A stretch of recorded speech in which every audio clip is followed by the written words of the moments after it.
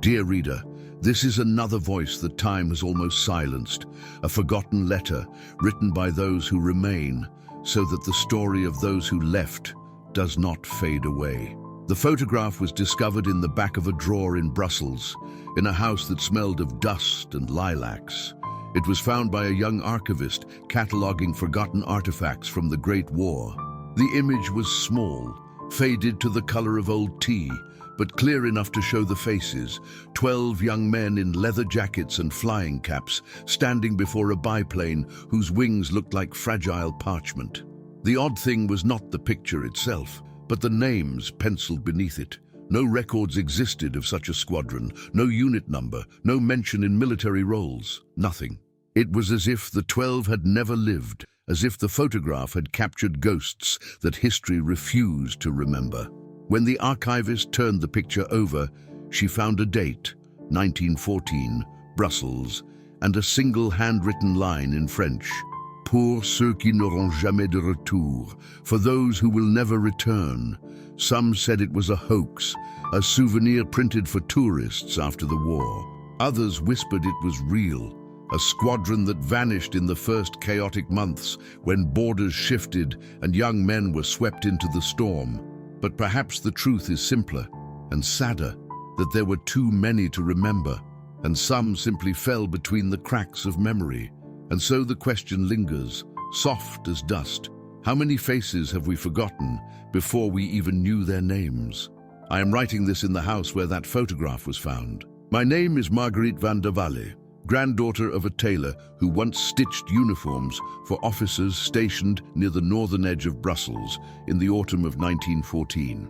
I was a child when I first heard the story from my grandmother, who said that a group of aviators stayed in their attic for a week before disappearing into the grey sky. She spoke of them with the kind of reverence one reserves for saints, or perhaps for ghosts. She said one of them had given her a photograph before they left, promising to send word once they reached the front. The letter never came. The photograph vanished after the war, until last winter, when the archivist brought it to me and asked if the handwriting on the back was familiar. It was. I recognized it at once. It was my grandmother's. The story begins, as most disappearances do, quietly. In late August 1914, the streets of Brussels still carried the faint perfume of summer. The chestnut trees on Avenue Louise were heavy with leaves, and the bells of Saint-Gudule still rang each morning, though by then their sound had begun to resemble alarm more than prayer. My grandmother, Elise, lived above her father's tailor shop on Rue des Minimes. Their home was modest but well kept, smelling always of pressed wool, lavender soap, and the faint metallic tang of the sewing machine her father used late into the night. The war was still new then. No one yet understood its reach. The Belgian army was in retreat, the British Expeditionary Force was rumoured to be somewhere near Mons, and refugees were already streaming northward. Yet life persisted in odd fragments. People still bought bread, still stood in line for milk, still nodded politely to strangers in the street. One evening, as the sky bruised to violet and the street lamps flickered on one by one, a motor lorry rattled down the cobblestone street and stopped before the shop. Elise's father stepped outside, wiping his hands on a rag, expecting a delivery of cloth. Instead, 6 men climbed down, their boots caked with mud, their faces pale beneath a film of exhaustion. They were aviators. One could tell from the goggles slung around their necks and the faint scent of oil and gasoline clinging to their jackets. The eldest among them, a captain with a narrow scar beneath his eye, spoke fluent French. He explained that they were part of a small Allied flight corps, temporarily grounded after mechanical trouble forced them down near Brussels. They needed repairs and a place to stay for the night. The city was tense. German patrols had been sighted on the outskirts. Elise's father hesitated only a moment before nodding. "The attic," he said. "It's cramped, but dry." That night, the attic filled with the quiet murmurs of English voices and the metallic click of tools as the men worked by lantern light. Elise brought them bread, hard cheese, and a pot of chicory coffee. She remembered one of them, Thomas Avery, because he thanked her in careful French, smiling as if the word itself might break in his mouth. Over the next days, the household fell into a strange rhythm. The aviators left at dawn to work on the damaged plane, which they kept hidden in a nearby barn. By dusk, they returned for supper, carrying the scent of smoke and rain. Elise mended their gloves, cleaned their goggles, and sometimes listened as they talked about the sky, the cold rush of wind above the trenches, the fragile trust between man and machine. In her later letters, Elise wrote that they seemed both older and younger than they were. Boys with the gravity of men, their laughter threaded with fear they did not yet understand. They spoke of the air, she wrote, as if it were another country entirely, one they could almost believe was free of death. On the fifth night, one of the men took out a small gramophone and played a record of a waltz. Elise remembered the sound drifting through the floorboards, the music thin but luminous, as if the air itself were holding its breath. The pilots danced in the cramped attic, shuffling awkwardly between trunks and uniforms. She could hear their boots tapping in time to the record, the scratch of the needle, the low hum of voices singing along. That was the last night of laughter. The next morning, before dawn, they loaded their gear into the lorry again. Thomas gave her a wooden charm, a tiny wing carved from a scrap of propeller wood, and said softly, "For luck. You'll keep it safe for me, won't you?" She promised she would. And as they drove away down the narrow street, the sound of the engine faded into the mist, leaving only the faint smell of oil and the echo of that waltz lingering in the attic beams. After the aviators left, the house seemed impossibly quiet. Elise said it was as though the attic itself had exhaled. For days, she climbed the stairs at dusk, touching the spot on the floor where one of their trunks had rested, expecting to hear their laughter spill again through the rafters. But only the wind answered, soft, hollow, and empty. Brussels changed quickly that September. The city tightened under occupation, the cafes grew silent, newspapers disappeared from stands, and whispers became the only safe language. Every knock on the door sounded like a warning. Elise's father hid his tailor's sign, stitched civilian coats for soldiers in secret, and stopped whistling when he worked. The war, once something distant and heroic, had entered their home without ever asking permission. One evening, about a week after the aviators' departure, a knock came that made Elise's heart stop. But it was not soldiers. It was a boy from the bakery, breathless from running, holding a small envelope addressed simply, "Poor Mademoiselle Elise." Inside was a photograph, sepia, slightly smudged, the ink still smelling faintly of the chemical solution used to fix it. 12 men stood before a biplane with canvas wings stretched taut like the skin of a drum. The sky behind them was pale, almost white. On the bottom edge, someone had written names in pencil, though only a few remained legible. Thomas Avery, James L. Clark. The others had faded into nothing. On the back, in her grandmother's hand, she later wrote the date, 1914, Brussels, and beneath it, the words that haunted our family for decades, "Pour ceux qui n'auront jamais de retour." Elise didn't know why she wrote that line. Perhaps she already sensed what history would confirm years later, that in the first month of war, dozens of unrecorded squadrons vanished between the front lines, their planes shot down or lost in fog, their remains buried in fields no one ever named. But in that moment, she said she didn't feel fear, only a strange tenderness, like remembering a song you loved as a child and realizing you no longer know the words. She placed the photograph on the mantelpiece beside her mother's small vase of lilies. Each morning, she would pause before it, trace the faces with her fingertip, and whisper their names like a prayer. Her father warned her to hide it. "They are English. It could bring danger." So she slid it into a box with scraps of fabric and tucked it behind the sewing machine. Winter came. Coal grew scarce. Hunger grew ordinary. Elise learned to make soup from onion peels and to walk without looking at the soldiers who patrolled the street corners. Yet through it all, she carried the memory of the pilots like a talisman. Sometimes, when snow fell softly over the rooftops, She swore she could hear the faint hum of engines above the clouds, imagining them circling, not lost, just waiting for spring. In 1915, word reached Brussels through whispers and smuggled letters. An Allied reconnaissance plane had been seen going down near Leuven.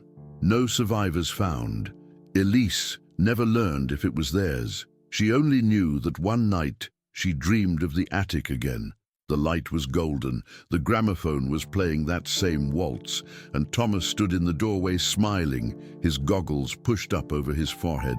When she woke, her pillow was damp, and the wooden wing he had given her lay beside her bed. Years passed. The photograph stayed hidden, wrapped in linen, surviving bombings, occupation, liberation, and the slow return of normal life. My grandmother married in 1921, raised 2 children, and reopened her father's tailor shop. Yet she never spoke of the men in the picture.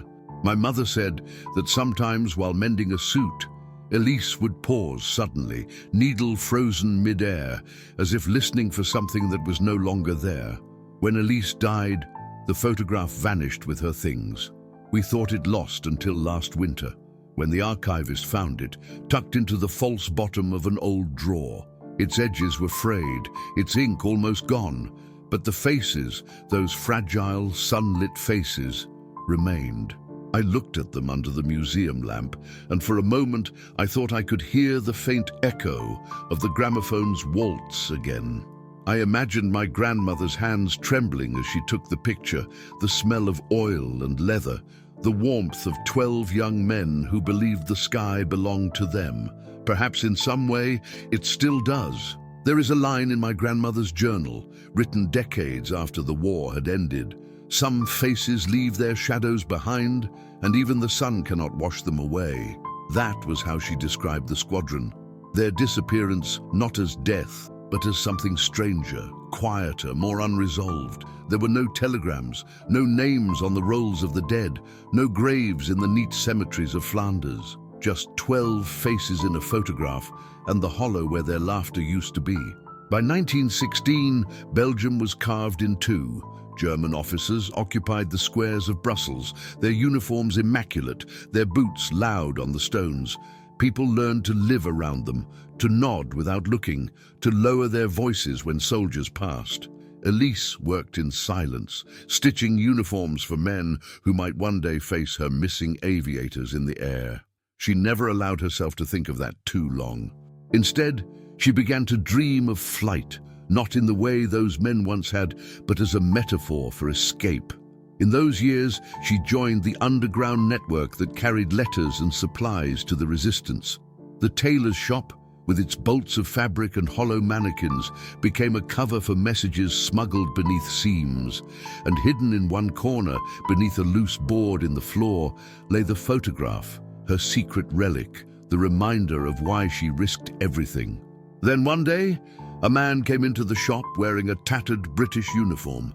His left arm hung in a sling. His right carried a walking stick carved from dark oak. He asked for repairs, but when Elise offered to take his coat, he shook his head. "You're Elise," he said in halting French. "You helped us once." She froze. "Helped who?" He reached into his coat pocket and pulled out a fragment of wood, a broken propeller piece, carved into the same shape as the token she had once been given. "Avery made these," he said softly. "He said you kept his." The man's name was Corporal Lewis Clark, one of the 12. His hair had gone grey at the temples, and his face was thinner, but his eyes held that same brightness she remembered from the attic. He told her the story in a low voice, one interrupted often by silence. Their squadron had been assigned to a reconnaissance mission near Leuven. The first flight never made it back. Clouds rolled in from the north, thick as wool. Compass needles spun without reason. 2 planes collided in the fog. Another was hit by ground fire. Clark's own plane crash-landed in a field near the Meuse. He had crawled from the wreckage and been taken prisoner. For months he survived in a camp before escaping into France with help from locals. He didn't know what had become of the others. Some said the river swallowed them, he murmured. Others said the sky did. He looked down, his voice breaking. "We weren't even a proper squadron, just volunteers. No one wrote our names down." Elise offered him bread and a place to rest, but he refused to stay. "If they're out there," he said, "they'd want me to keep moving."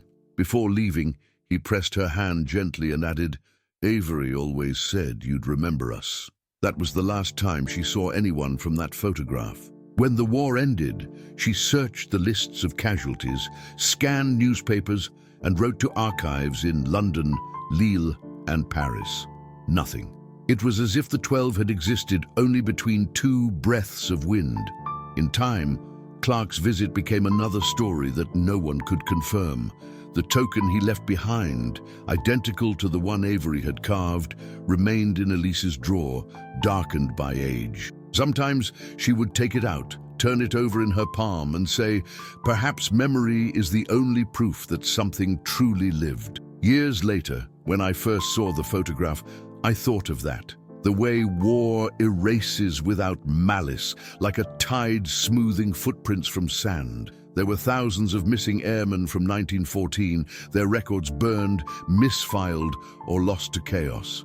Yet for one family, for one woman, it was not statistics, but 12 faces she had fed and laughed with for a week. Even now, when I study their eyes under the magnifying glass in the museum's dim light, I feel as though they are waiting for recognition. Not fame, not glory, just acknowledgement that they were here, that they mattered. Perhaps the vanishing was not theirs alone, but ours too, the failure to keep them alive in the telling. It is strange how some absences age better than memories. They grow tender over time, softened by distance until what once hurt becomes almost beautiful. That is how the photograph feels to me now, less like an artifact, more like a pulse still faintly beating under glass. When I look at it, I think first not of death, but of preservation. The light on their faces, the slight blur of movement near the youngest man's hand, the tilt of the biplane's wing, all of it feels caught between two worlds. In some small way, the photograph succeeded where history failed. It remembered. After the war, Elise carried that picture with her through every change. She moved houses twice, lost her husband, raised her children alone through the hard winters of the 1930s, and lived again through occupation in the 1940s. But wherever she went, the photograph went too. She wrapped it in linen, tucked it in her sewing box, and took it out each spring to clean the glass. "They were boys," she used to whisper. "Just boys who wanted to fly." I used to watch her sitting by the window with it, the sunlight spilling across her lap. Her hands had grown thin by then, the veins like blue rivers, but she still held the image as carefully as if it might crumble. She never told me their names. When I asked who they were, she would only say, "Friends of the sky." I thought it was a phrase she had invented, until years later I found it scribbled in English on a torn scrap of paper among her letters. Friends of the sky. Squadron 12. There is no such unit in any official archive, but there was, at least for 1 week in 1914, a group of men who called themselves that. When Elise passed away in 1968, my mother packed her belongings into boxes. The photograph, by then already fading, disappeared somewhere between moves, folded perhaps between clothes or forgotten inside a book. Decades later, when I saw it again in the archivist's hand, I felt as though the air had been knocked from me. There it was, the proof of something we had long suspected was part of our family's imagination. Yet the more I looked, the more unreal it seemed. The archivist asked if I wanted to donate it to the museum. I told her yes, on one condition, that it remained displayed without translation. The words on the back, "Pour ceux qui n'auront jamais de retour," must stay as they were. I wanted their language, the language of loss, to remain untouched. Now, the photograph hangs in a quiet corner of the Brussels War Memorial. Visitors pass by without always noticing. Children stop sometimes, curious about the strange goggles and leather caps. Tourists glance at the faded ink and move on. But occasionally, someone lingers. I've seen old veterans pause before it, pressing their palms to the glass. I've seen students tilt their heads as if listening for something. And I've been there too, standing a few feet away, pretending to study the labels while watching them discover the faces. It's a peculiar kind of solace to see others carry for a few seconds the same weight you've held your whole life. There is no closure in the story of the vanished squadron. There never will be. But there is continuity, and that feels just as sacred. Every time someone looks at that picture, the men in it live again, just for the length of a breath, a heartbeat, a gaze. They become real enough to exist between the living and the forgotten. In my own home, I keep a small reproduction of the photo on my writing desk.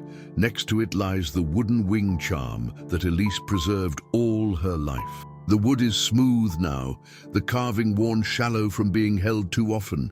When I touch it, I think of her, 19 years old, standing on a cobblestone street at dawn, waving goodbye to a truck full of boys who believed the sky was their salvation. I imagine her fingers trembling as she took the photograph, unaware she was capturing an entire lifetime that would otherwise vanish. And I realize something. Remembrance is not about certainty. It is about faith. Faith that the act of remembering, of speaking, of writing, of keeping a photograph creates its own kind of permanence. Perhaps in the end, that is all any of us can give to the lost. History forgets in bulk, but memory remembers in whispers. The 12 men of that photograph may have no graves, no medals, no official records. Yet through a tailor's kindness, through a granddaughter's words, they live again, caught in the amber of one small moment before the world fell apart.